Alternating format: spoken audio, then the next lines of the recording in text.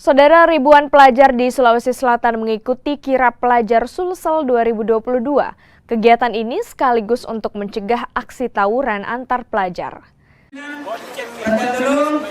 Sekitar 1.700 pelajar yang berasal dari 24 kabupaten dan kota di Sulawesi Selatan mengikuti Kirap Pelajar Sulsel 2022.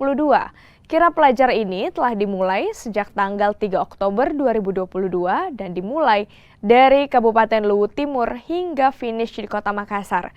Setiba di Makassar, kirap pelajar ini kemudian menuju ke rumah jabatan Gubernur Sulawesi Selatan untuk diterima oleh Gubernur. Nanti yang akan ada jadi mungkin menteri, ada yang jadi mungkin bahkan presiden. Kenapa tidak?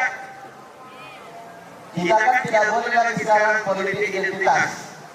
Tidak boleh lagi ada karena persoalan isu agama, isu suku, nggak ada.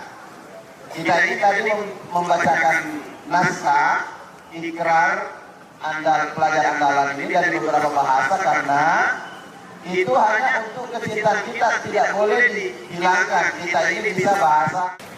Menurut Kepala Dinas Pendidikan Provinsi Sulawesi Selatan, kegiatan kirap pelajar ini meningkatkan solidaritas dan mencegah aksi tawuran antar pelajar. Alhamdulillah kirap pelajar kita sudah laksanakan dan saya kira apa yang kita harapkan dari kirap pelajar itu di mana momentum Hari Jadi Sulawesi Selatan ini kita jadikan atau Hari Jadi Sulawesi Selatan ini kita jadikan momentum untuk kebangkitan pasca pandemi. Samping juga itu kita jadikan momentum membangun kesadaran bersama.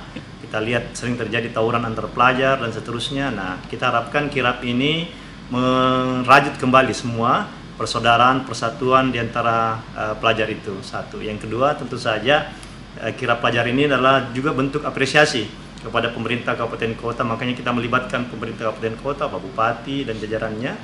Itu bentuk apresiasi terhadap upaya mereka juga membesarkan pendidikan menengah di Sulawesi Selatan.